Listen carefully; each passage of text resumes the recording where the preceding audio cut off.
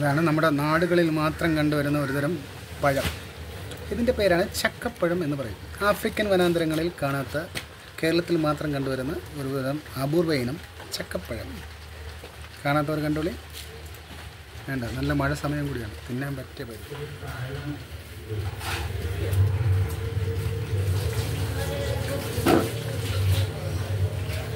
നല്ല പഴുപ്പ് ഒതഞ്ഞു